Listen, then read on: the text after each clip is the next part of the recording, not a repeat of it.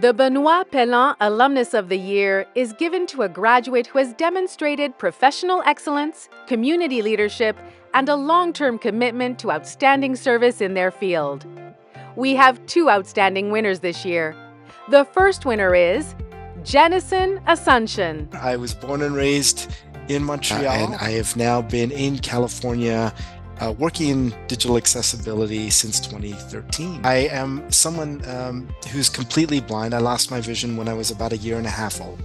I count myself as very fortunate. My family put a real premium on making sure that I was put into mainstream school early on so that I would be given the best education possible. I'm part of the leadership team on accessibility at LinkedIn, and LinkedIn has a vision of creating economic opportunity for every member of the global workforce.